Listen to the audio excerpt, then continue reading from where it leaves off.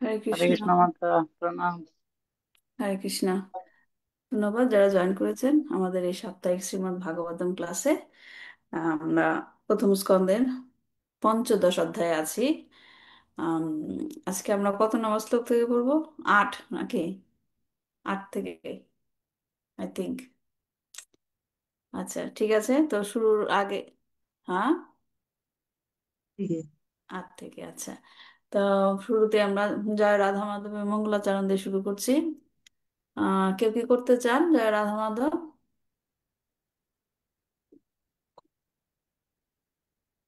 কেউ করতে চান?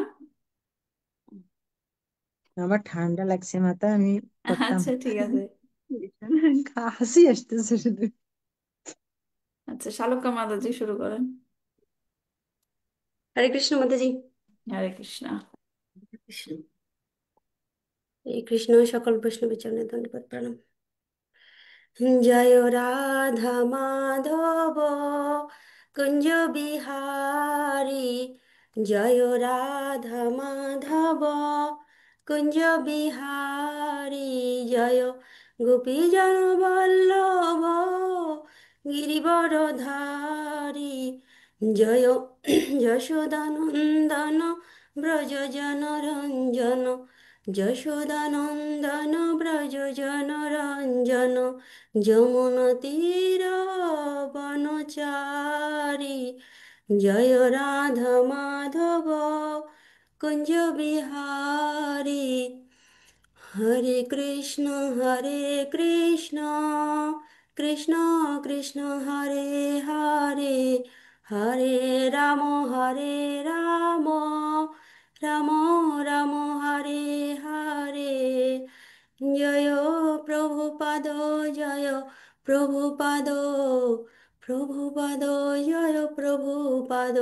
নিতাই গৌর হরি বল, হরি বল, হরি বল, হরি বল।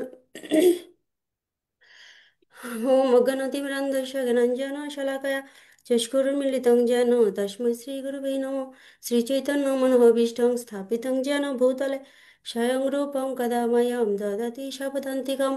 वन्देऽहं श्रीगुरु श्रीयुतपदकमलं श्रीगुरून् वैष्णवां च श्रीरूपं साग्रजातं सहगण रघुनाथितं तं सजीवं साद्वैतं सावधूतं परिजनसहितं कृष्णचैतन्यदेवं श्रीराधाकृष्णपदान् শ্রী রাধাকৃষ্ণ পদ সাগর ললিতা শ্রী বিশাখানিতাং চ। হে কৃষ্ণ করুণা সিন্ধু দীনবন্ধু জগৎপতে গোপেশ গোপিকাকান্ত রাধাকান্ত নমস্তুতে তপ্তকাঞ্চন গৌরাঙ্গী রাধে বৃন্দাবনেশ্বরী বৃষভানুসুতে দেবী প্রণমামি হরিপ্রিয়ে। নমো নমো বাচ্চা বিষ্ণুপাদ গল্প। বাঞ্ছাকল্পতরুভ্যশ্চ কৃপা সিন্ধুবেব চ পতিতানাং পাবনেভ্যো বৈষ্ণবেভ্যো নমো নমো। নমো নমঃ। বিষ্ণুপাদায়, নমো বিষ্ণুপাদায় কৃষ্ণপৃষ্ঠায় ভূতলে শ্রীমতে ভক্তিবেদান্ত স্বামিনীতি নামিনে। হরে কৃষ্ণ হরে কৃষ্ণ। নমস্তে সরস্বতী দেবে। নমস্তে সরস্বতী দেবে গৌরবাণী প্রচারিণে নির্বিশেষ শূন্যপাদিং পাশ্চাত্য দেশতারিণে।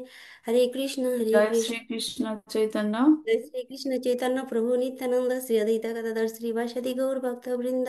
হরে কৃষ্ণ কৃষ্ণ কৃষ্ণ হরে হরে, হরে রাম রাম রাম হরে হরে। নারায়ণ নমস্কৃত্য। নারায়ণं নমস্কৃतं নরं চৈব নরোত্তমं দেবীং সরস্বতীং ব্যাসং ততো জয়মুদীরয়েৎ। শ্রীনতাং স্বাগত কৃষ্ণ পুণ্যশ্রবণ কীর্তন হৃদন্তাস্তু ভবদ্রাণী বিদুনতি সুরিশতাম নষ্টপ্রায়শ ভদ্রেষু নিত্যং ভাগবত সেবয়া ভাগবত তত্ত্বম শ্লোকে ভক্তির্ভবতি নৈষ্ঠিকি। নমো ভগবতে বাসুদেবায়, নমো ভগবতে বাসুদেবায়, নমো ভগবতে বাসুদেবায়। হরে কৃষ্ণ। শ্রীমদ্ ভাগবতম কি জয়, শিল প্রভুপাদ কি জয়, নিতাই গৌর প্রেমানন্দে। হরি হরি বল। ধন্যবাদ মাতাজি। প্রভুজি অনেকদিন পর জয়েন করেছেন, আপনাদের জন্য বলছি। আমরা হচ্ছে এখন প্রথম স্কন্ধের পঞ্চদশ অধ্যায়ে আছি। সেখানে আমরা আজকে 7 নম্বর শ্লোক থেকে পড়ব। 7 নম্বর শ্লোক পড়া হয়েছে, আজকে 8 নম্বর শ্লোক থেকে পড়বো। তো এই অধ্যায়ে আর কি অর্জুন আম, দ্বারকা থেকে ফিরে এসেছে। দ্বারকা থেকে ফিরে এসে তার যে কৃষ্ণের বিরহে, কৃষ্ণের যে অনুপস্থিতি তার মধ্যে কি প্রভাবগুলো ফেলছে সেটাই আমরা জানছি। তো কিছু প্রশ্ন দিয়েছিলাম, প্রশ্নগুলো থেকে শুরু করছি। এই অধ্যায়ের 6 নম্বর শ্লোকে অর্জুন ভগবানের বিরহে তার মনের অবস্থা কেমন করে ব্যাখ্যা করেছেন? কে বলতে চান? আমি বলবো মাতাজি। বলেন। হরে কৃষ্ণ। 6 নম্বর শ্লোকে অর্জুন শ্রীকৃষ্ণের বিরহে তার মনের অবস্থা ব্যক্ত করেছেন। হুম। শ্রীকৃষ্ণের অনুপস্থিতিতে সমগ্র জগৎ তার কাছে শূন্য, অপ্রিয়, প্রাণহীন আর মৃত বলে মনে হচ্ছে। হুম। মেন হচ্ছে এটা তো সবকিছু শূন্য বলে মনে হচ্ছে, রাইট? এবং প্রাণহীন দেহর মতো মনে হচ্ছে। তো এইরূপ ভাব আর কে ব্যক্ত করেছেন? পরের প্রশ্ন ছিল, এই রকম যে মনের ভাব, সবকিছু শূন্য মনে হচ্ছে, প্রাণহীন, হ্যাঁ, এরকম ভাব আর কে ব্যক্ত করেছিলেন? মাধবী মাতাজি উত্তর পেয়েছেন? ক্লাসে ছিল, আচ্ছা বলেন, আনমিউট করে বলেন উত্তরটা।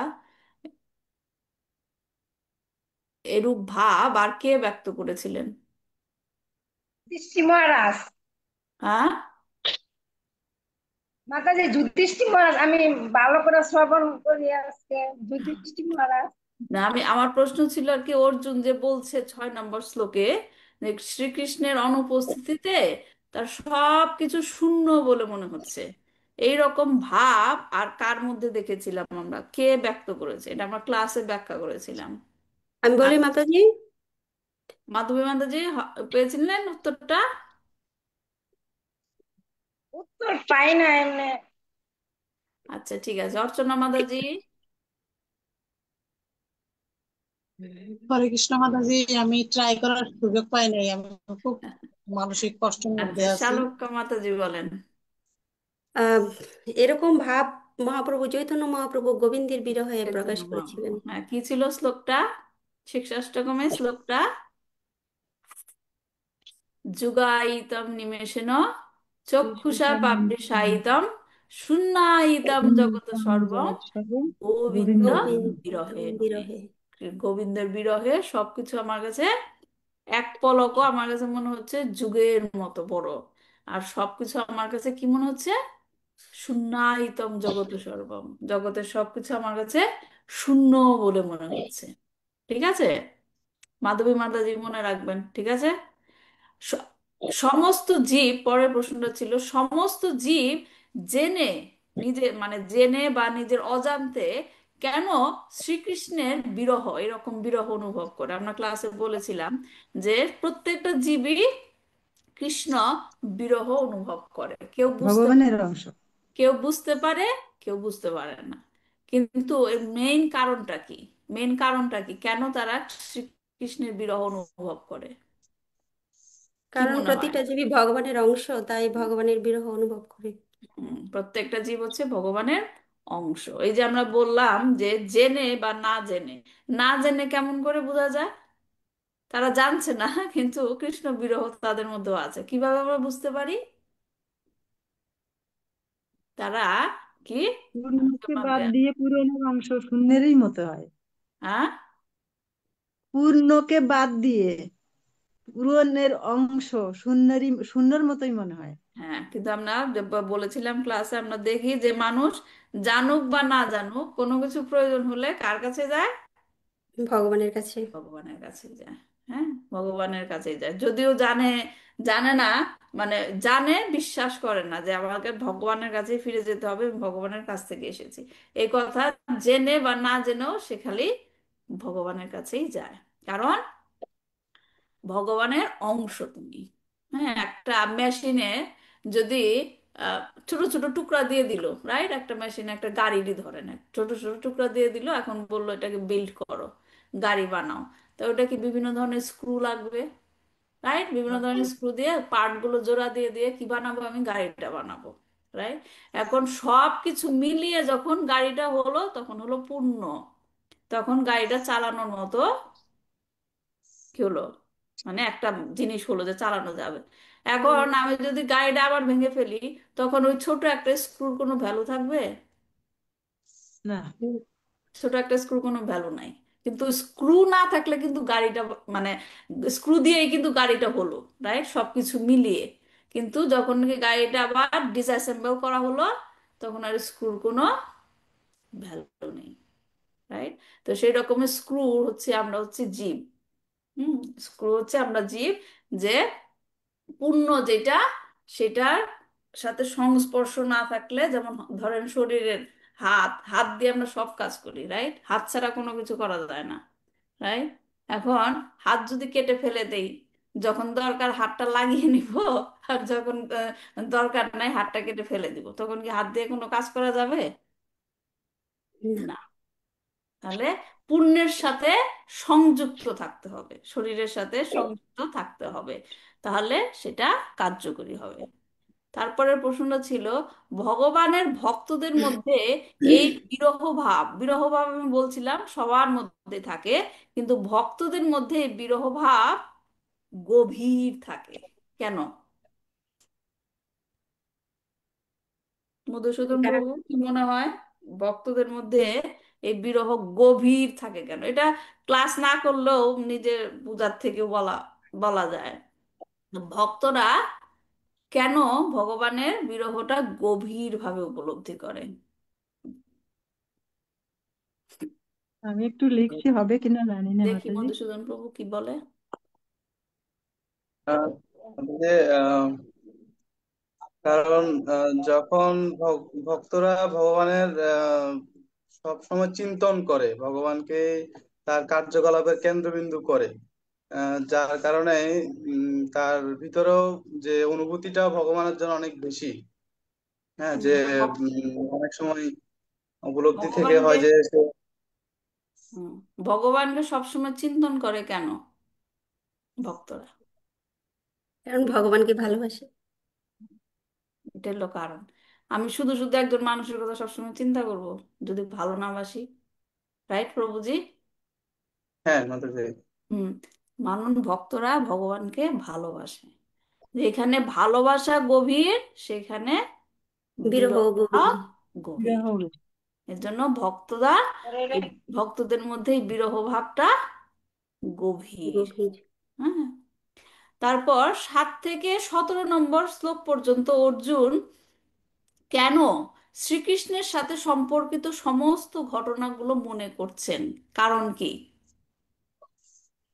আমরা বলেছিলাম যে 7 থেকে 17 পর্যন্ত মানে অর্জুন যে বিরহ কাতর অবস্থায় আছে, এখন সে সব কিছু মনে করছে, কৃষ্ণের সাথে তার কি কি হয়েছিল, কৃষ্ণ তাদেরকে কিভাবে হেল্প করেছিল, শুধু তার না তার ভাইকেও, তার পুরো ফ্যামিলিকে।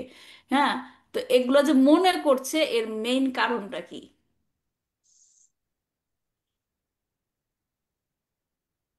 মেইন কারণটা কি রত্নগর মাতাজি? হরে কৃষ্ণ মাতাজি। হুম। কেননা অর্জুন এই ধরনের অপূর্ব ক্ষমতার অধিকারী হয়েছিলেন কেবল পরমেশ্বর ভগবান শ্রীকৃষ্ণের কৃপায়।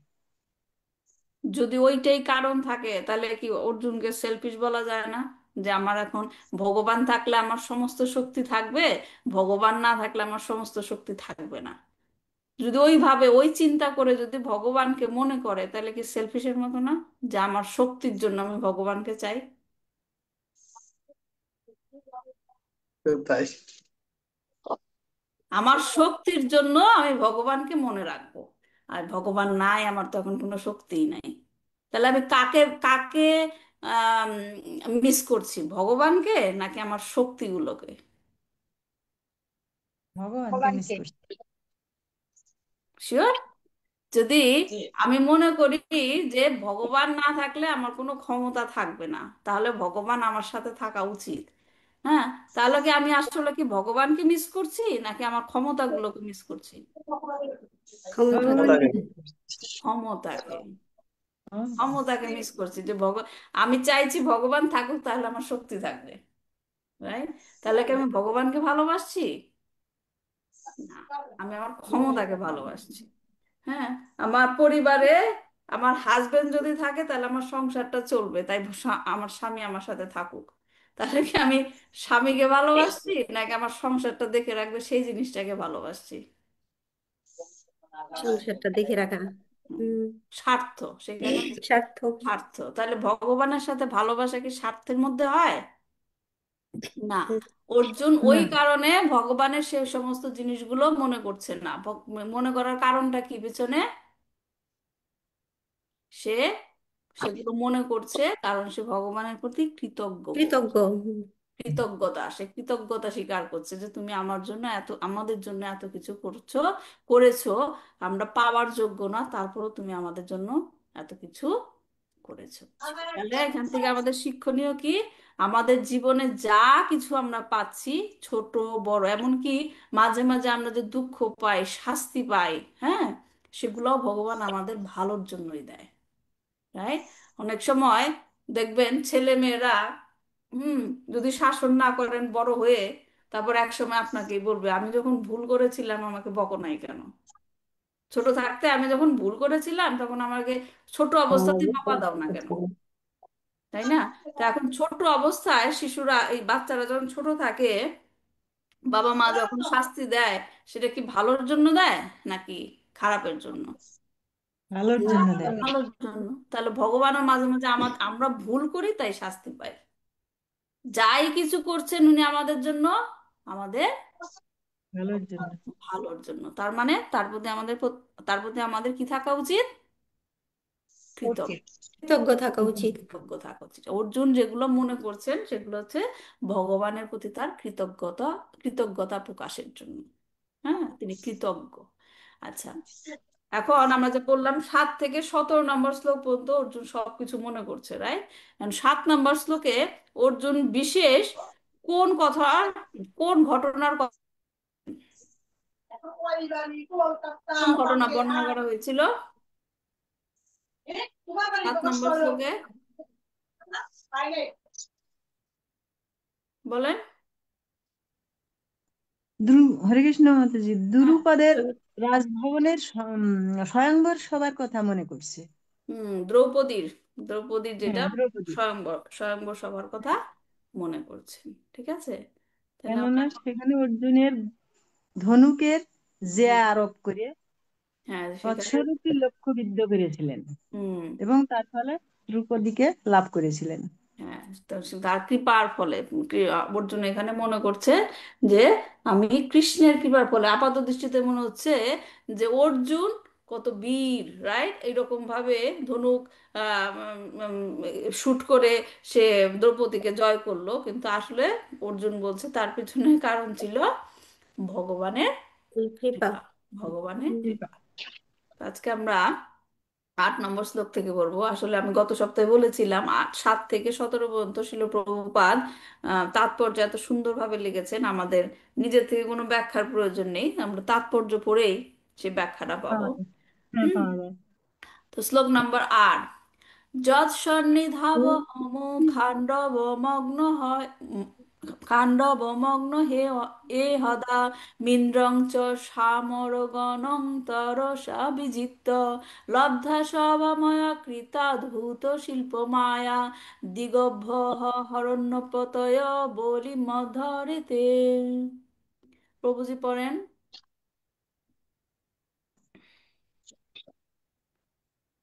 হরে কৃষ্ণ। যৎসন্নিধৌ অহং ও খাণ্ডবম আগ্নেয় আদম ইন্দ্র ইন্দ্রিয়ম চ স অমর্গণম তরসা বি তরসা বিচিত্ত লব্ধা লব্ধা সবা ময়া কৃতা অদ্ভুত শিল্প মায়া দি গভ্য আহরণ নিকটয় বলিম অধবরেতে। অনুবাদ: তিনি নিকটে ছিলেন বলেই দক্ষতা সহকারে আমি দেবতাগণ সহ মহা বলবান ইন্দ্রদেবকে জয় করতে সক্ষম হয়েছিলাম এবং তাই অগ্নিদেবকে খাণ্ডব বন দহন করতে দিতে পেরেছিলাম। কেবল তারই করুণায় সেই জ্বলন্ত খাণ্ডব বনের মধ্য থেকে দানব রক্ষা পেয়েছিল এবং তাই আমাদের আশ্চর্য স্থাপত্য শিল্পমণ্ডিত মায়াময়ী সভাগৃহটি আমরা গড়ে তুলতে পেরেছিলাম, যে সভাগৃহে সমস্ত নরপতিরা রাজস্ব যজ্ঞের অনুষ্ঠানে সমবেত হয়েছিলেন এবং আপনাকে শ্রদ্ধার্ঘ্য নিবেদন করেছিলেন। হরে কৃষ্ণ। ধন্যবাদ প্রভুজি। শিল প্রভুপাদ তাৎপর্য পড়ছি। শিল প্রভুপাদ কি জয়। ময়দানব খান্ডব বনে বাস করত এবং খান্ডব বন দহনের সময় সে অর্জুনের সাহায্য ভিক্ষা করেছিল। অর্জুন তার প্রাণ রক্ষা করেন এবং তার ফলে দানবটি তার প্রতি কৃতজ্ঞতা স্বরূপ সে পাণ্ডবদের জন্য এক বিস্ময়কর সভাগৃহ গড়ে দিয়ে তার প্রতিদান করেছিলেন। হুম। এটা কোন রাজ্যের কথা বলা হচ্ছে? কোনখানকার কথা বলা হচ্ছে জানেন কেউ? পাণ্ডবনের কথা বলছে। খান্ডব তো, কিন্তু বলছে না বিস্ময়কর সভাগৃহ গড়ে দিয়ে। সভাগৃহটা কোথাকার প্রভুজি জানেন না প্রভুজি? হ্যাঁ, ইন্দ্রপ্রস্থ। ইন্দ্রপ্রস্থ যখন নাকি, এটা হচ্ছে যখন ওনার নাম কি, ধৃতরাষ্ট্র, ধৃতরাষ্ট্র তাকে রাজ্য দিতে চাইছিল না পাণ্ডবদের। হ্যাঁ, তখন কৃষ্ণ বলল যে আহ, অন্তত পক্ষে 5টা গ্রাম দাও। হ্যাঁ, তারপরও সে দিতে চাইলো না। তখন অনেক কথাবার্তার পরে তা ধৃতরাষ্ট্র এমন একটা জায়গা তাদের দিল যেখানে কেউ থাকে না, বন জঙ্গলে ভরা। হ্যাঁ, একটা জায়গা দিল, আমি নামটা ভুলে গেছি সেই জায়গার নাম। হ্যাঁ, তো সেই জায়গাটাকে সভা নতুন রাজ্য প্রাসাদ বানানোর জন্য সেখানে যে ময়দান, সেখানে খান্ডব বনে গিয়েছিল ভগবান শ্রীকৃষ্ণ অর্জুনকে নিয়ে। সেখান থেকে অনেকই ছিল, সম্পদ ছিল। হ্যাঁ, সেই খণ্ডমস্ত। হ্যাঁ, পরে যখন নাকি আম, এসে ইন্দ্র এসে, সরি, ময়দানবের দ্বারা যখন নাকি, সরি, ইন্দ্রই তো বানিয়েছিল না সেই দিন জায়গাটা, ইন্দ্রই বানিয়েছিল। ইন্দ্রকে নিয়ে এসে ভগবান শ্রীকৃষ্ণ সেখানে একটা রাজ্য তৈরি করলো, প্রাসাদ তৈরি করলো। সেটার নাম দেওয়া হলো ইন্দ্রপ্রস্থ। এবং সেখানে যে ইন্টেরিয়র ডেকোরেশন বলে না এখন ইংরেজিতে ইন্টেরিয়র ডেকোরেশন, সেটা হচ্ছে এই ময়দানব দিয়ে করিয়েছিল। এজন্য তাদের মানে ইন্দ্রপ্রস্থের ভিতরে ছিল বিভিন্ন ধরনের অলৌকিক ব্যবস্থা, যে দেখ, ইলিউজারি যেটা বলে। ময়দানব যেহেতু সে মায়া, সে মায়ার মতো করে অনেক কিছু তৈরি করেছিল, দেখা যাচ্ছে জল কিন্তু হাঁটলে সেখানে জল নাই। হ্যাঁ, তো এইরকম ভাবে বিভিন্ন রকমের ইন্টেরিয়র ডিজাইন করেছিল। সেই প্রাসাদের নাম হচ্ছে কি, রাজ্যের নাম হচ্ছে কি, ইন্দ্রপ্রস্থ, যেখানে পাণ্ডব যুধিষ্ঠির মহারাজ রাজত্ব করত। হুম। তো অর্জুন তার প্রাণ রক্ষা করেন এই সেই ময়দানবকে, এবং তার ফলে দানবটি তার প্রতি কৃতজ্ঞতা স্বরূপ সে পাণ্ডবদের জন্য এক বিস্ময়কর সভাগৃহ গড়ে দিয়ে তার প্রতিদান করেছিল, যা বিভিন্ন রাজ্যের নৃপতিতে অসাধারণ মনোযোগ আকর্ষণ করেছিল।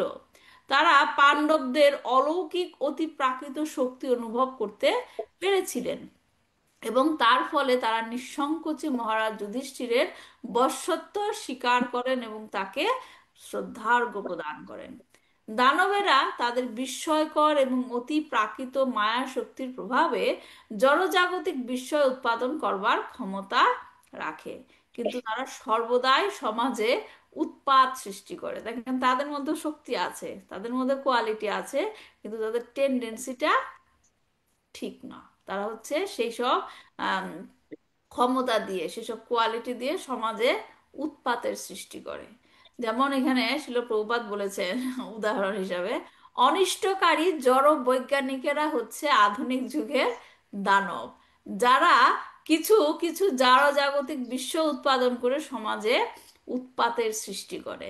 যেমন পারমাণবিক অস্ত্রের সৃষ্টি মানব সমাজে বেশ কিছুটা সন্ত্রাসের কারণ হয়েছে।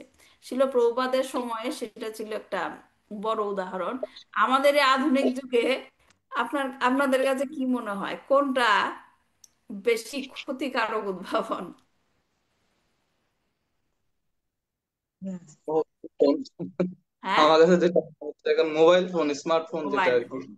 মোবাইল ফোন হচ্ছে সবচেয়ে দেখেন, খুব যখন এটা আবিষ্কার করা হলো, সেটা হচ্ছে কি, উম, ভালো কাজের জন্য, রাইট, ভালো কাজের জন্য। দূর দেশে যারা থাকে ফোন নিয়ে ফোন কথা বলে, এমনকি ভিডিও চ্যাট যখন করে, ভালোগুলো ছিল, কিন্তু সেটা ব্যবহার করতে করতে এখন কোন জায়গায় এসে পড়েছে, মানুষ আর ফোন ছাড়তেই চায় না। মানুষ আর ফোন, এটা হচ্ছে কি, যে নেগেটিভ দিক, নেগেটিভ দিক। হ্যাঁ, আর মানুষের টেন্ডেন্সিটাই সেখানে যাওয়ার, এই কলিযুগের প্রভাব।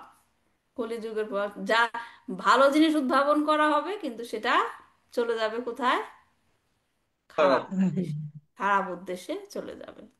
হ্যাঁ, তো সেটাই বলছে যে সমাজে উৎপাতের সৃষ্টি করে। ময় ছিল তেমনি একজন জড়বাদী, এবং এই ধরনের আশ্চর্যজনক বস্তু সৃষ্টি করার কৌশল তার জানা ছিল, কিন্তু তা সত্ত্বেও শ্রীকৃষ্ণ তাকে হত্যা করতে চেয়েছিলেন। সে যখন অগ্নি এবং শ্রীকৃষ্ণের চক্র উভয়ের দ্বারা আক্রান্ত এবং পশ্চাৎধাবিত হয়েছিল, তখন সে কি করলো, সবচেয়ে গুরুত্বপূর্ণ কাজ সে করেছিল, সে অর্জুনের মতো এক ভগবত ভক্তের আশ্রয় গ্রহণ করে, ও- আশ্রয় গ্রহণ করে, এবং অর্জুন তাকে শ্রীকৃষ্ণের ক্রোধাগ্নি থেকে রক্ষা করেন। এরকম রিপিটেশন আমরা কোথায় দেখেছি? ভক্তের আশ্রয় থেকে মুক্তি পেয়েছে ভগবানের কুলি থেকে। কুলি নিত্যানন্দ মহাপ্রভুর আর এই হ্যাঁ, জগাই মাতাই যখন ই করে জগাই মাদাই। হ্যাঁ, জগাই মাদাই ভগবানের ক্রোধ থেকে মুক্তি লাভ করেছিল। আর এই যে এখানে ভগবত ভক্তের আশ্রয় গ্রহণ করে মুক্তি পাওয়া, ভগবত ভক্তের সান্নিধ্যে থেকেও মুক্তি পাওয়া যায়। আর কোথায় এক্সাম্পল? আমাদের যে এখন দামোদর মাসে আমরা লীলা পড়ছি, দামোদর অষ্টকাম পড়ি, রাইট? দামোদর অষ্টকামের কুবেরের হ্যাঁ, কুবেরের দুই পুত্র। হ্যাঁ, 7 নম্বর শ্লোকটা কি? আহ, কুবেরাত্মজ বদামতে বজাতে তয়া মুচিত ভক্তি ভাজ পিতা চ তথা প্রেম ভক্তি কামে প্রয়াচ্ছ নমোক্ষে গ্রহ মে স্থি দামোদর। কাকে উদ্ধার করেছিল ভগবান দামোদর? নলকুবের আর মণিগ্রীবকে। হ্যাঁ, তাকে উদ্ধার করেছিল। নলকুবের আর মণিগ্রীব কার ছেলে? কুবেরের পুত্র। তারা কি কুবের এখন তাদেরকে উদ্ধার করেছিল, যেমন ধরেন হিরণ্যকশিপুকে উদ্ধার করেছে ভগবান, হিরণ্যাক্ষকে, কিন্তু তাদের ব্যাকগ্রাউন্ড কি, তারা কোথা থেকে এসেছে? ওরা অসুস্থ, হ্যাঁ, ওরা ছিল ওই বৈকুণ্ঠের দ্বার পাল। বৈকুণ্ঠের দ্বার ছিল, ভগবানের ভক্ত ছিল। তো ওইটা মেক সেন্স করে, রাইট? ভক্তদেরকে ভগবান উদ্ধার করেছিল। কিন্তু নলকুবের মণিগ্রীব কি ভগবানের ভক্ত ছিল? তাহলে তাদের না, উদ্ধার করলো কেন শিবের ভগবান? গেছিল। হ্যাঁ, এটা নারদ মুনির কৃপায়। নারদ মুনি কি পায়? নারদ মুনি কৃপায়। নারদ মুনি যখন যখন তাদেরকে শাপ দিয়েছিল, হ্যাঁ, তখন তাদেরকে শাপ দেওয়ার ফলে তারা আবার ক্ষমা প্রার্থনা করেছিল, তখন নারদ মুনি কি বলেছিল, ঠিক আছে তোমরা অর্জুন গাছ হয়ে কোথায় জন্ম নিবা? ভগবানের মুখের বাগানে, আঙিনায়। বাড়ির সামনে, এখানে। হুম। কোর্টইয়ার্ডে। এবং ভগবানের কৃপাতে ভগবান তোমাদেরকে মুক্তি প্রদান করবেন। হ্যাঁ, তো ভগবান, এটা ভাগবতমে লেখা আছে, ভগবান বলেছে তাদের সাথে আমার কোনো যোগাযোগ নেই, আমি তাদেরকে উদ্ধার করেছি কারণ আমি আমার ভক্ত নারদ মুনির সম্মান কথা রক্ষার্থে, কারণ সে বলেছিল। এবং আরেকটা জিনিস কি, শুধু তাদের মুক্তি দেয়নি, আর কি দিয়েছিল ভগবান? দর্শন দিয়েছিল। হ্যাঁ, শুদ্ধ দিয়েছে। দিব্য আর কি? দর্শন দিয়েছিলেন। হ্যাঁ, কি? বুঝতে পারিনি মাতাজি, কি? হুম, যাই হোক, কি বলেছে, ভক্তি আর ভাজাও, ভক্তি ভাজাও। তাদেরকে মুক্তি তো দিয়েছিলই সে অর্জুন ট্রি থেকে, এবং তাদেরকে সে ভগবানের ভক্তিও প্রদান করেছিল। মুক্তি আর ভক্তি কি এক? মুক্তি কি? এক- মুক্তি কি? মুক্তি মানে মুখ্য লাভ, মানে মুক্তি। মানে জরা জন্ম ব্যাধি থেকে মুক্ত হয়ে যাবে একেবারে। হুম, মুক্তি হচ্ছে আবার ডিফারেন্ট টপিক, মুক্তি হচ্ছে ডিফারেন্ট ভাবে হয়, রাইট? হুম। ইম্পার্সোনাল মুক্তি, পার্সোনাল মুক্তি, রাইট? ডিফারেন্ট টাইপ অফ মুক্তি। বৈষ্ণবরা কোন মুক্তি চায়? বৈষ্ণব ভগবদ গীতার শেষে ভগবান বলছে না, মৎস্য স্বামী মা শুচা। হ্যাঁ, কিন্তু ভক্তরা কোন মুক্তি চায়? ভক্তরা কোন জড়জগৎ মুক্তি থেকে চায়? মুক্তি, জড়জগৎ থেকে জড়জগৎ মুক্তি থেকে চায়। জন্ম মৃত্যুর জন্ম চক্র মৃত্যু থেকে, জড়। মানে সে, হ্যাঁ, জন্ম মৃত্যু চক্র না, সরি, জড় জগৎ থেকে মুক্তি চায়। মুক্তি চেয়ে সে কি চায়? তার মেইন চাওয়াটা কি থাকে? ভগবানের সেবা করা, যেন জন ভগবানের সব যেখানেই ভগবানের থাকি। ভক্তি। তো এইখানে নলকূবের এবং মণিগ্রীবকে ভগবান সেইটাও দিয়েছে, সেইটাও দিয়েছে। কারণ কেন ছিল? তারা হচ্ছে নারদ মুনির কৃপা পেয়েছিল। তাহলে ভগবানের আশ্রয়ের থেকে ভগবানের ভক্তের আশ্রয়ে থাকাটা হচ্ছে বেশি জরুরি। বেনিফিশিয়াল। গুরুত্বপূর্ণ। হ্যাঁ, তো এখানেও আমরা দেখছি যে আহ, সুতরাং ভগবত ভক্তরা ভগবানের থেকেও অধিক কৃপাময়, এবং ভগবত ভক্তির মার্গে ভগবানের কৃপা থেকে ভক্তের কৃপা অধিক বলবান, অধিক বলবান। এই জন্য কি বলে চৈতন্য মহাপ্রভু কি দিয়েছেন আমাদের শিক্ষা? দাসানুদাসা, দাসের দাসের দাস, দাস হও, তাই। রিসেন্টলি আমি একটা ক্লাসে বলছিলাম, সেখানে বলছিলাম যে ভগবান নিজে বলেছেন যে শ্রীমদ্ ভাগবতমে লেখা আছে যে যারা ডিরেক্টলি আমার ভক্ত হতে চায় তারা আসলে আমার ভক্ত না। হ্যাঁ, কিন্তু যারা আমার ভক্তের ভক্ত তারাই হচ্ছে আমার ভক্ত, প্রিয়। তারাই হচ্ছে আমার ভক্ত। তো এখানে ভক্তের গ্লোরিফিকেশন করা হয়েছে, ভগবত ভক্তের, যে ভগবত ভক্তির মার্গে ভগবানের কৃপা থেকে ভক্তের কৃপা অধিক বলবান। অগ্নিদেব এবং ভগবান শ্রীকৃষ্ণ যখন দেখেন, যে দেখেন তারপর আবার কি হচ্ছে, অগ্নিদেব এবং ভগবান শ্রীকৃষ্ণ যখন দেখেন যে অর্জুনের মতো মহান ভক্ত তাকে আশ্রয় দান করেছেন, তখন তারা উভয়েই সেই অসুরটির পশ্চাদাপন থেকে বিরত হন। এরকম একটা সেম ঘটনা, সেম পাস টাইম আরেকজনের আছে, কার মনে আছে? যে ভক্তের চরণে অপরাধ করেছে কিন্তু ভগবান তাকে মাফ করতে পারেনি। অম্বরীশ মহারাজ। হরে কৃষ্ণ। অম্বরীশ দুর্বাস মহারাজ।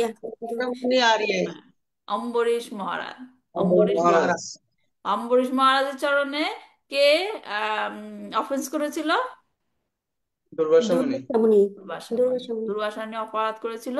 দুর্বাসা মুনি তখন ছুটে গেল বিষ্ণুর কাছে। আরো ঘটনা আছে, আমি লাস্ট ছোট করে বলছি। ভগবানের কাছে ছুটে গেল, ভগবান কি বলল? আমার এটা আমার ভক্ত এখানে আমার কোনো হাত নাই, এখানে আমার কোনো হাত নাই, তুমি যার কাছে অপরাধ করেছো তার কাছে গিয়ে ক্ষমা চাও।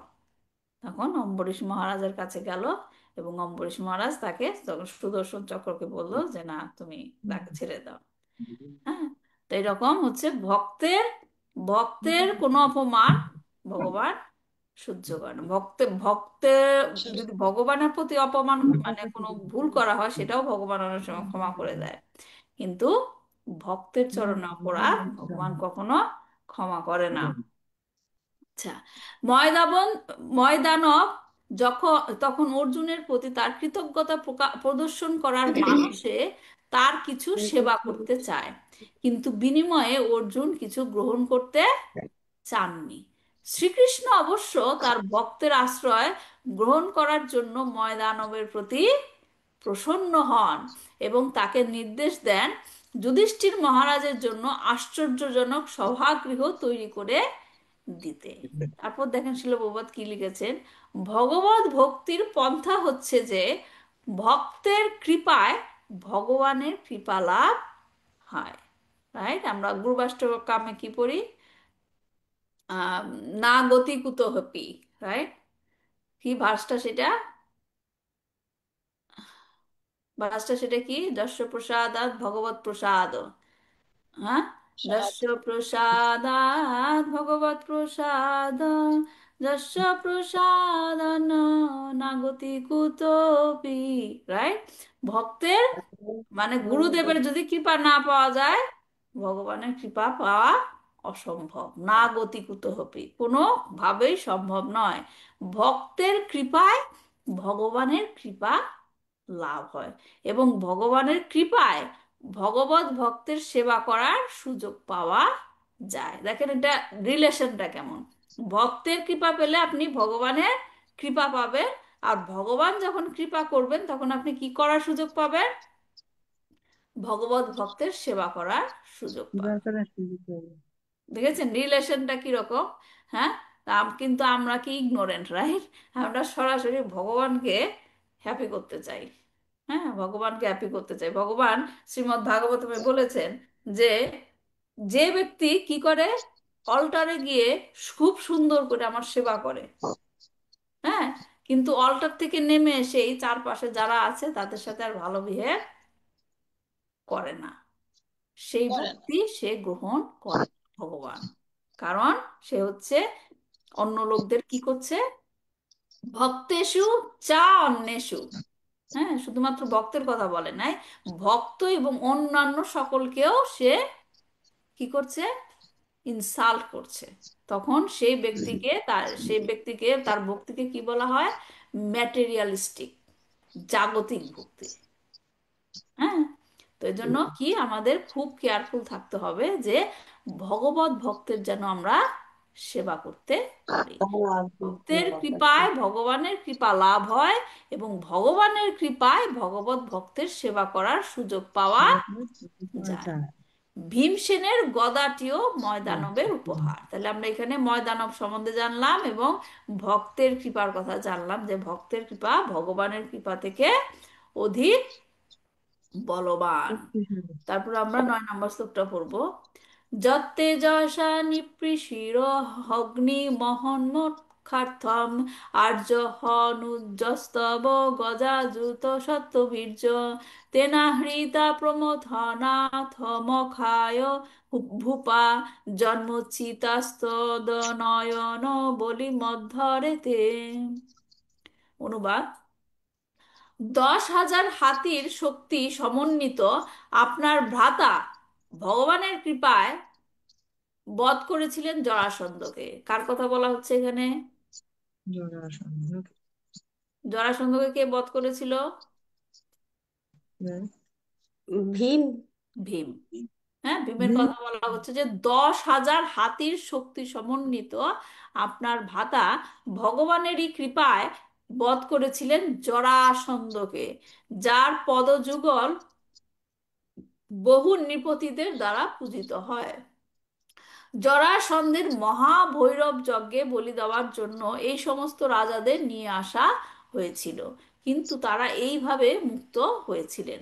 পরে তারা আপনাকে কর প্রদান করেছিলেন। এখানে যে কথাগুলি অর্জুন কাকে বলছে, অর্জুন এই কথাগুলো শ্রীকৃষ্ণের বিরহে, শ্রীকৃষ্ণের অনুপস্থিতিতে তার যে মনের ভাব, সে এখন কথাগুলি কাকে বলছে? যুধিষ্ঠিরকে। যুধিষ্ঠির। যুধিষ্ঠিরকে বলছে। বলছে যে আপনার ভাই এরকম 10,000 হাতি ছিল, হাতির মতো শক্তি ছিল। হ্যাঁ, কিন্তু ভীমের কথা এখানে বলা হচ্ছে। তাৎপর্য বলছি, জরাসন্ধ ছিল মগধের এক অতি শক্তিশালী রাজা, এবং তার জন্ম ও কার্যকলাপও খুব চিত্তাকর্ষক। তার পিতাও মহারাজ বৃহদ্রথ ছিলেন মগধের অত্যন্ত পরাক্রমশালী এবং সমৃদ্ধশালী রাজা। কিন্তু কাশীরাজের দুই কন্যাকে বিবাহ করা সত্ত্বেও তার কোনো পুত্র ছিল না।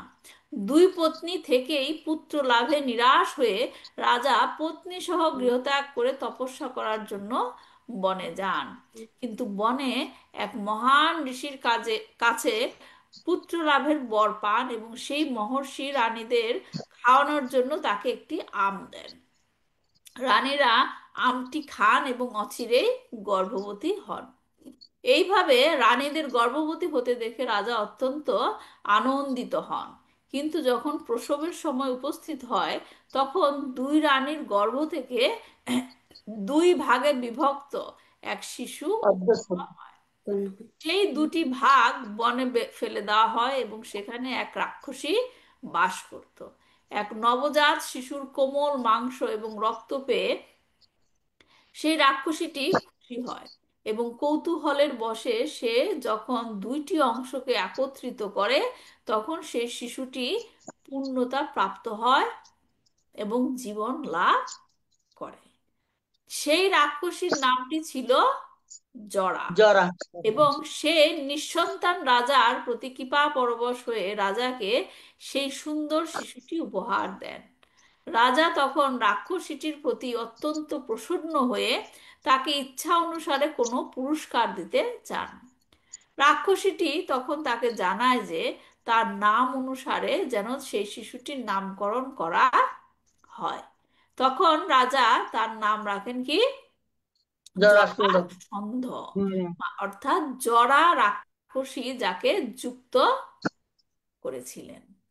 আসলে বিপ্রচিত্তি নামে অসুরের অবিচ্ছেদ্য অংশরূপে এই জরাসন্ধ জন্মেছিল।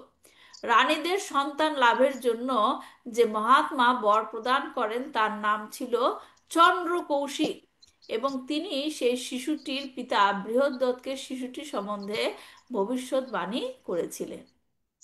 জন্ম থেকেই জরাসন্ধ আসরিক ভাবাপন্ন হওয়ার ফলে সে বাস্তবিকভাবেই সমস্ত ভূত এবং আসরিক ভাবাপন্ন মানুষদের ঈশ্বর শিবের পরম ভক্ত হয়। সে স্বাভাবিকভাবে সমস্ত ভূত এবং আসরিক ভাবাপন্ন মানুষদের ঈশ্বর শিবের পরম ভক্ত হয়। রাবণও ছিলেন শিবের পরম ভক্ত। শিব ভক্ত জরাসন্ধ সমস্ত বন্দী রাজাদের মহাভৈরবের কাছে, মানে শিবের কাছে, এটা আসলে শিবের মহাভৈরব মানে শিব না, মহাভৈরব হচ্ছে শিবের যে রুদ্র রূপ, পিয়ার্স রূপ, যেটা সেটা হচ্ছে কি মহাভৈরব। সে মহাভৈরবের কাছে বলি দিত এবং তার দুর্ধর্ষ সামরিক শক্তির প্রভাবে সে বহু রাজাদের বন্দী করে রেখেছিল মহাভৈরবের কাছে বলি দেওয়ার জন্য। পূর্বে মগধ নামে পরিচিত বিহার প্রদেশের মহাভৈরব বা কাল ভৈরবের বহু ভক্ত রয়েছে। জরাসন্ধ ছিল শ্রীকৃষ্ণের মাতুল কংসের আত্মীয় এবং তাই কংসের মৃত্যুর পর জরাসন্ধ শ্রীকৃষ্ণের ঘোর শত্রুতে পরিণত হয়েছিল এবং শ্রীকৃষ্ণ ও জরাসন্ধের মধ্যে বহু সংগ্রাম হয়েছিল। কতবার যুদ্ধ হয়েছিল প্রভুজি শ্রীকৃষ্ণের সাথে জরাসন্ধের? 14 বার। 14 না 16? 14 বার।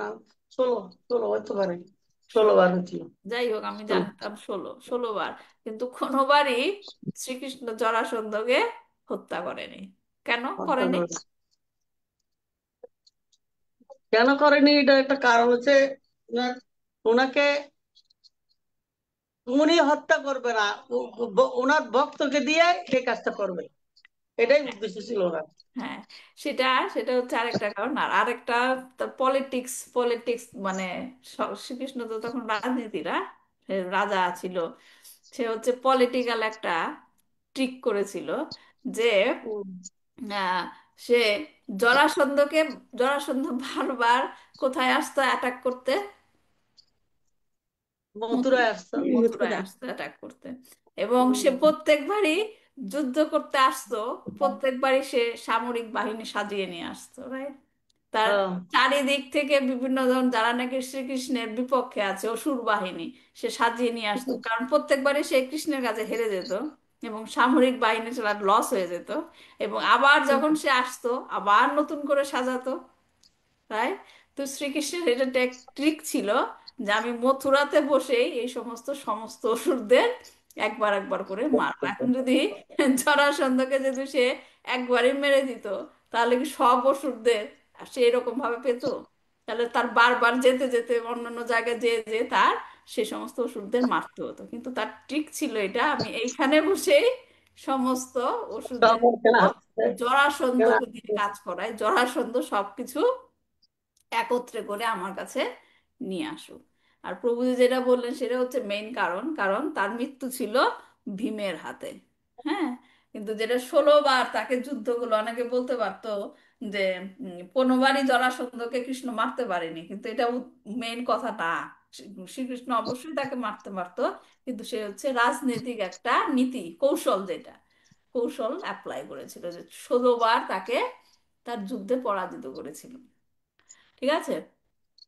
তো শ্রীকৃষ্ণ এবং জরাসন্ধের মধ্যে বহু সংগ্রাম হয়েছিল। শ্রীকৃষ্ণ জরাসন্ধকে সংহার করতে চেয়েছিলেন, কিন্তু তার সামরিক বাহিনীতে নিযুক্ত মানুষদের সংহার করতে চাননি। হ্যাঁ, এই যে 16 বার এত যুদ্ধ করলো, হ্যাঁ, প্রত্যেকবারই মানুষ মারা গেছে, ঘুষুরা মারা গেছে। কারোর দোষ আছে, কারোর দোষ নাই, রাইট? কারণ যুদ্ধে ক্ষেত্রে থাকতে গেলে অনেকে তার কর্ম করতে হবে, তাই তারা যুদ্ধে সামিল হয়, সৈন্যরা, রাইট? তারা অনেক সময় বুঝতেও পারে যে আমার এটা করা উচিত না, কিন্তু যেহেতু তার দায়িত্ব, তাই সে যায়, রাইট? কুরুক্ষেত্রের যুদ্ধে এরকম অনেকের মৃত্যু হয়েছে, রাইট? তো শ্রীকৃষ্ণ আর সেরকম সামরিক বাহিনীতে নিযুক্ত অন্যান্য যে মানুষরা তাদেরকে সংহার করতে চায়নি। তাই তাকে মারার জন্য, জরাসন্ধকে মারার জন্য তিনি আর কোনো যুদ্ধ করেননি। সে একটা নতুন কৌশল তৈরি মানে বের করলেন। তাই তিনি তাকে হত্যা করার একটা নতুন পরিকল্পনা করেন। ভীম এবং অর্জুনকে নিয়ে তিনি দরিদ্র ব্রাহ্মণের ছদ্মবেশে জরাসন্ধের কাছে যান এবং তার কাছে দান ভিক্ষা করেন। কোনো ব্রাহ্মণ কখনো জরাসন্ধের কাছে দান ভিক্ষা করলে জরাসন্ধ কখনো তাকে প্রত্যাখ্যান করতো না। দেখেন ওষুধের মধ্যে কি ভালো ভালো কোয়ালিটি আছে, রাইট? হ্যাঁ, কিন্তু তারা সেগুলো ব্যবহার করতো কি? ভুল কাজে, ভুল কাজে। এই যে তার যে একটা কোয়ালিটি, ব্রাহ্মণদের সে খুব রেসপেক্ট করতো, রাইট?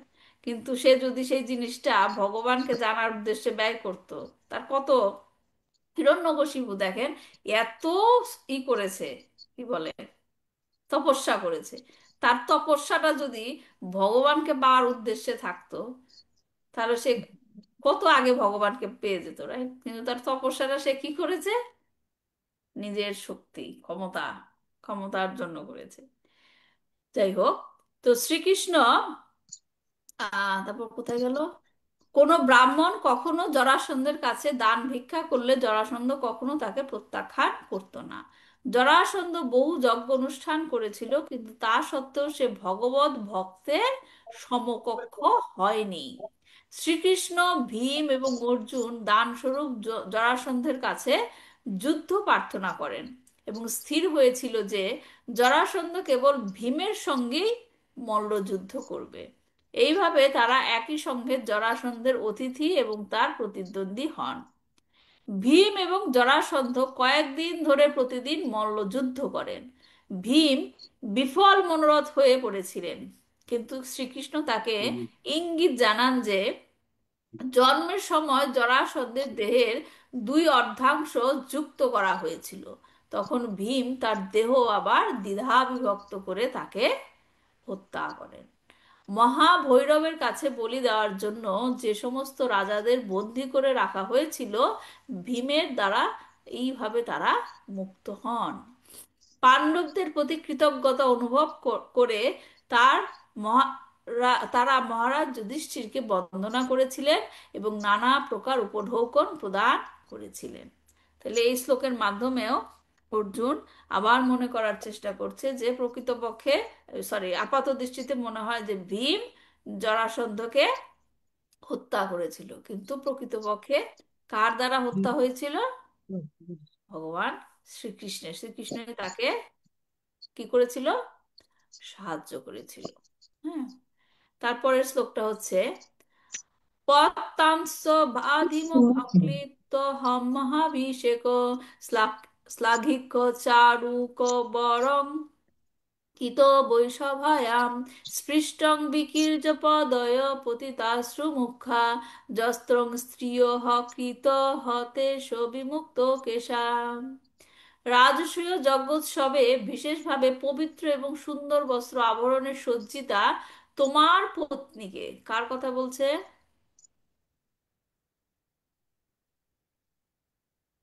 তোমার পত্নীকে যখন দুষ্কৃতকারীরা, দ্রৌ- হ্যাঁ, দ্রৌপদীর কথা বলছি। দ্রৌপদীর কথা, পত্নীকে যখন দুষ্কৃতকারীরা কেশাকর্ষণ করেছিল, তখন সে অশ্রুসিক্ত নয়নে শ্রীকৃষ্ণের চরণে পতিত হয়েছিল এবং তিনি সেই দুষ্কৃতকারীদের পত্নীদের কেশ বেণী মুক্ত করেছিলেন। বেণী মুক্ত মানে এখানে বলা হচ্ছে যারা নাকি বিধবা, বিধবা বিধবাদের কথা বলা হচ্ছে। তাৎপর্য: মহারানী দ্রৌপদীর কেশ ছিল অত্যন্ত সুন্দর হুম, এবং তা রাজসূয় যজ্ঞের সময় পবিত্র করা হয়েছিল।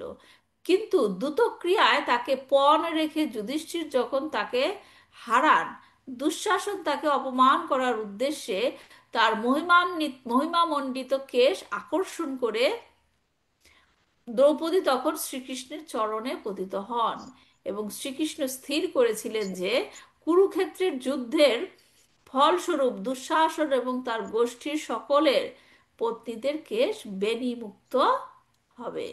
তাই কুরুক্ষেত্রের যুদ্ধের পর যখন ধৃতরাষ্ট্রের সমস্ত পুত্র এবং পৌত্রেরা হত হয়েছিল, তখন তাদের পত্নীরা বৈধব্য দশা বরণ করে কেশ বেণীমুক্ত করতে বাধ্য হয়েছিল।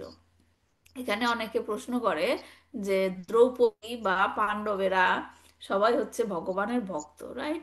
তাহলে দ্রৌপদী এইরকম একটা অবস্থার মধ্যে পড়লো কেন, রাইট? তাকে আম, বস্ত্র হরণ করতে চাইলো।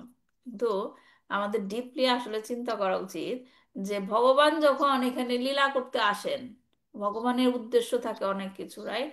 ভগবান যখন লীলা করতে আসেন এবং তার যে কর্মগুলি মানে যেসব কাজ তিনি করতে চান, সেগুলা ভক্তরা তাকে কি করে, অ্যাসোসিয়েট করে, অ্যাসিস্ট করে, যেটা হুম ভগবানের মনের ইচ্ছা, মনের যেগুলা বাস্তবায়িত করার জন্য ভক্তেরা ভগবানকে কি করে, অ্যাসিস্ট করে। হ্যাঁ, ভীষ্মদেব হচ্ছে ভগবানের পরম ভক্ত, রাইট? কিন্তু ভগবান চেয়েছিলেন যে সে তার বিপক্ষে যুদ্ধ করে কি করো, এই কুরুক্ষেত্রের যুদ্ধে যে অধর্মের আহ মানে মহান শক্তিশালী হলেও সে যদি অধর্মের পক্ষে থাকে, সে হচ্ছে কি, পতিত হবে, রাইট? এই যে ভগবান লেসনগুলি দিতে চেয়েছিল, সেই রকম লেসনগুলি এবং সেই কার্যগুলি সম্পাদিত করার জন্য ভক্তেরা, যে আমাকে কি, ভীষ্মদেব কিন্তু চিন্তা করে নাই ইতিহাস আমাকে কি বলবে, রাইট? ইতিহাস আমাকে কি বলবে। যেমন শি- শিব, যে দুর্বাসা মুনি তো আসলে শিবেরই, রাইট? শিবেরই মানে অংশ। দুর্বাসা মুনির দ্বারাও তিনি যে অনেক কিছু শিক্ষা দিয়েছেন। তাই ভগবানের ভক্ত কিন্তু চিন্তা করে না যে আমাকে নিয়ে ইতিহাস কি বলবে, রাইট? কিন্তু তারা সবসময় একটাই টার্গেট থাকে যে ভগবানের ইচ্ছা হয়েছে, এখন আমি সেটা, এবং আমাকে ভগবান যে কাজটা দিয়েছে আমি সেটা পরিপূর্ণ করার চেষ্টা করব। দ্রৌপদী এইরকম একটা হিউমিলেটিং সিচুয়েশন, সেটাও সে গ্রহণ করেছিল, কারণ এর মাধ্যমে ভগবান তার লীলার মাধ্যমে শিক্ষা দিয়েছিল যে ঘরের নারীদের যদি অপমান করা হয়, তবে সেই বংশ কি হয়ে যাবে, ধ্বংস, নির্বংশ হয়ে যাবে। বংশ হয়ে যাবে। ঘরের নারীদের নারীদের যদি গায়ে হাত দেওয়া হয়, হ্যাঁ, নারীদের যদি অপমান করা হয়, হ্যাঁ, শুধুমাত্র যে ফিজিক্যাল টর্চার তাই না, মেন্টাল টর্চারটাও কিন্তু আমাদের দেখতে হবে, যে আমরা মেন্টালি টর্চার করছি কিনা ঘরের স্ত্রীদের, রাইট? তো এখানে সেটাই বলছে যে এই যে কুরুক্ষেত্রের যুদ্ধ, সেটাকে অনেক কারণ ছিল, কিন্তু অ্যাগ্রাভেট হয়েছে কোনটা থেকে, দ্রৌপদীর দ্রৌপদীর বস্ত্র বস্ত্র হরণ থেকে। right? দ্রৌপদীর বস্ত্রহরণ থেকে সেটা অ্যাগ্রাভেট হয়েছে।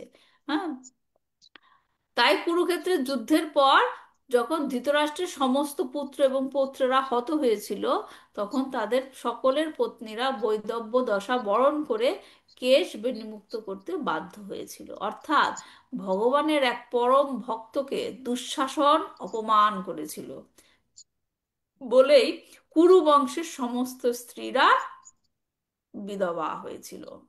ও কৃষ্ণ। কোনো দুষ্কৃতকারী ভগবানকে অপমান করলে তিনি তা সহ্য করতে পারেন, কেননা পুত্র পিতাকে অপমান করলে পিতা সহ্য করে নেন। কিন্তু কিন্তু তিনি কখনো তার ভক্তের অপমান সহ্য করতে সহ্য করতে পারেন পারেন না। না। কোনো মহাত্মাকে অপমান করলে মানুষ তার সমস্ত পুণ্যের ফল, কৃপাশীর্বাদ সবকিছুই হারায়। ঠিক আছে? তো এই ছিল আমাদের আজকে, আজকে এই পর্যন্ত পড়বো। নেক্সট উইকে আমরা 11 নম্বর শ্লোক থেকে পড়বো। তো আমরা আজকে যা যা জানলাম ছিল প্রভুপাদের অনুবাদ থেকে, মেইন জিনিসটা কি? ভক্তের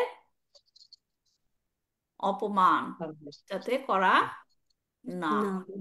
ভগবানের ভক্তের অপমান করলে ভগবান যা কৃপা দিবেন সবকিছু কি হবে? আর মানে তো সেগুলা নষ্ট হয়ে যাবে। হুম। ভগবানের ভক্তের কৃপা ভগবানের কৃপার চেয়েও কি বলবান। শক্তিশালী। ভালো কাম। হুম। তো এখানে আমাদের আশেপাশে আমরা যেরকম অ্যাসোসিয়েশনে থাকি, বৈষ্ণবদের অ্যাসোসিয়েশনে থাকি, বৈষ্ণব অপরাধ যেন না হয়। বৈষ্ণব অপরাধ যেন না হয়। এই যে বলা হচ্ছে ভগবানের ভক্ত, কারোর গায়ে কি লেখা থাকে? এ হচ্ছে ভগবানের ভক্ত, রাইট? হুম, ও ভগবান বলেছে ভগবানের ভক্তকে অপমান করা যাবে না, এর গায়ে লেখা আছে ভগবানের ভক্ত, আমি এর সাথে কোনো অপমান মানে একে কোনো অপমান করব না।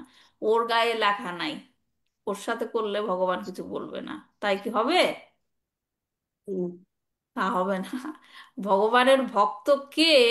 শুধুমাত্র ভগবান এবং তার ভক্ত, তাদের পার্সোনাল কানেকশন সে জানে। হুম। তো আমাদের কি সাবধান হতে হবে। আমরা কেউ জানি না কার সাথে ভগবানের কতটুক সম্পর্ক। উপর থেকে দেখা যাচ্ছে সে ভগবানের জন্য কিছু করছে না, তার মধ্যে আমরা ভক্তি দেখতে পারি না, কিন্তু আপনি ভিতর থেকে জানেন না সে ইন্টারনালি কিরকম ভগবানের সেবা করছে, রাইট? আমি যেভাবে ভগবানের ভক্তি করছি সেটাই ঠিক, অন্য যেটা করছে সেটা ভুল, সেটা কি ভাবা ঠিক? না। ভগবানের সাথে যার যার পার্সোনাল কানেকশন। এর জন্য আমাদের কি প্র্যাকটিস করতে হবে? সবার সাথে মানে কাউকে আমরা দুঃখ না দেই, কাউকে আমরা দুঃখ না দেই, কাউকে হিউমিলেট না করি, অপমান না করি। হ্যাঁ, সে আপাত দৃষ্টিতে ভক্তই হোক বা ভক্ত নাই হোক, রাইট? এজন্য যেমন ধরেন গোবর্ধন লীলাতেও আমরা দেখি যে যেখানে বলা হচ্ছে, রাধারানী বলেছেন, শ্রীমদ্ ভাগবতমে বলছেন যে আম, আমার রিসেন্টলি একটা গোবর্ধন লীলার উপরে ক্লাস দিয়েছিলাম, সেখান থেকে আমি বলছি যে আম, গোবর্ধন হচ্ছে রাধারানী বলছে যে গোবর্ধন হচ্ছে কি ভক্তদের সেরা, হরি দাসা ভারিও, ভক্তদের মধ্যে গোবর্ধন হচ্ছে সর্বোচ্চ। হ্যাঁ, কারণ তিনি অনেকগুলো কারণ দেখিয়েছিলেন, তার মধ্যে একটা কারণ কি বলেছেন রাধারানী? যে কারণ তিনি সমস্ত ভক্তকে ভগবান শ্রীকৃষ্ণের কাছে নিয়ে এসেছেন। গোবর্ধন, চিন্তা করেছেন এটা? বৃন্দাবনের সমস্ত ভক্তকে সে কাছে নিয়ে এসেছে। যখন ভগবান গোবর্ধন পর্বতটা উঠালো, সবাই কি তার নিচে এসে আশ্রয় নিল? হুম। কারণ তিনি সব ভক্তকে কাছে নিয়ে এসেছে, এবং ভগবান যখন গোবর্ধন পর্বতের উপর লীলা করত তার বন্ধুদের নিয়ে, গোমাতাদের নিয়ে, হ্যাঁ, তাদেরকে সে সার্ভ করত। গোবর্ধন পর্বত কিভাবে? সেখানে যখন তারা তৃষ্ণার্ত হতো খেলতে খেলতে তাদেরকে জল দিত, তারা যখন খেলতে খেলতে টায়ার্ড হয়ে যেত তখন সে ছায়া দিয়ে তাদেরকে বিশ্রাম করাতো। তখন যখন নাকি তারা খেলা করতো তখন সরি, গোবর্ধনের বিভিন্ন গুহার মধ্যে তারা যে যে লুকিয়ে থাকতো। হ্যাঁ। তো আর যখন খিদা পেত তখন সেখানে কাণ্ডমূলাদি, ফল ফলাদি ফল ফলাদি। তারা খেত। তাহলে গোবর্ধন কি করত? গোবর্ধন পর্বত ভক্ত সহ ভগবানকে সেবা সেবা করত। করতো। শুধুমাত্র ভগবানকে সেবা করেছে তা না, ভক্তগণ সহ। হ্যাঁ। জন্য আমরা যখন গৌর আরতি করি বলি না, গৌর ভক্তবৃন্দ, গৌর চৈতন্য মহাপ্রভু সে কি পার্শ্বদ, তার সমস্ত পার্শ্বদ নিয়ে এসেছেন। ভগবান তখনই স্যাটিসফাইড হয় যখন তার ভক্ত সহ তাকে সেবা করা হয়। ভক্তকে বাদ দিয়ে ভগবান কি হয় না? সন্তুষ্ট হয় না। এজন্য এটা আমাদের ভুল ধারণা। হ্যাঁ, আমাদের এজন্য শিল প্রভুপাদ ইসকনে যেটা সুন্দর নিয়ম চালু করেছে, আমরা যখন নিয়ম না ঠিক, যেটা আমাদেরকে সংস্কার শিখিয়েছে যে সরাসরি ভগবানের কাছে যাওয়া যায় না, পরম্পরার মাধ্যমে যাও। পরম্পরার মাধ্যমে যাও। হ্যাঁ, আমরা যখন অফার করি ভগবানকে কিছু পরম্পরার মাধ্যমে, যখন নমস্কার দেই, আগে কাকে দেই? গুরু অজ্ঞান হ্যাঁ, গুরু, তারপর শিল প্রভুপাদ, পরম্পরার মাধ্যম দিয়ে আমরা ভগবানের কাছে পৌঁছাই। কিন্তু আমরা ভুল ধারণা থাকে অনেক সময় যে সরাসরি কৃষ্ণের কাছে চলে যাব, সরাসরি কৃষ্ণের কাছে চলে যাব। তো এই হলো আমাদের আজকের যেটা জিস্ট, আমরা জানলাম যে ভক্ত সেবার মাধ্যম দিয়ে ভগবানকে পাওয়া যাবে, ভগবানকে তুষ্ট করা যাবে। ঠিক আছে, তো আজকে এই পর্যন্তই থাকুক। কারো কোনো প্রশ্ন আছে? আমাদের কালকে চৈতন্য চরিতামৃত ক্লাসটা হবে না। আহ দামোদর লীলার উপরে যে আমাদের ক্লাস চলছে, সিরিজ ক্লাস, সেটার সেকেন্ড পার্ট হবে কালকে অন্য একটা ওয়েবসাইটে, হৃৎকর্ণ রসায়নে।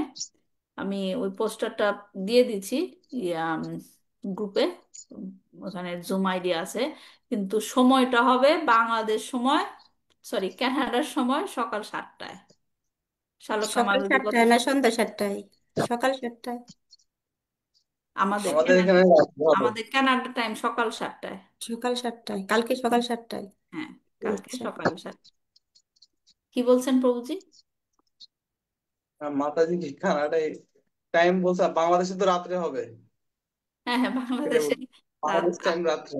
বাংলাদেশ টাইম রাত 8টায়। হ্যাঁ, 7:30 থেকে কীর্তন শুরু হয়, ক্লাস শুরু হবে 8টায়। হুম। কালকে আমাদের দ্বিতীয় পার্ট দামোদর লীলার উপরে। ঠিক আছে, তাহলে রাখছি আজকে। ভালো থাকবেন হরে সবাই। কৃষ্ণ মাতাজি, আমাদের এখানে সকাল 7টা। না, আপনাদের ওইখানে বাংলাদেশ সময় রাত 8টা। রাত 8টা। মানে আজকের টাইমে, যে টাইমে ক্লাস শুরু করলাম সেই টাইমে। আচ্ছা। वाञ्छाकल्पतरुभ्यश्च कृपासिन्धुभ्येव च पतितानां पावनेभ्यो वैष्णवेभ्यो नमो नमः। श्रीमद् भागवतम की जय, श्रील प्रभुपाद की जय, निताई জয়। गौर प्रेमानंदे, हरि हरि हरि हरि হরি बोल। হরি বল। हरे कृष्णा। হরে কৃষ্ণ মাতাজি। हरे कृष्णा।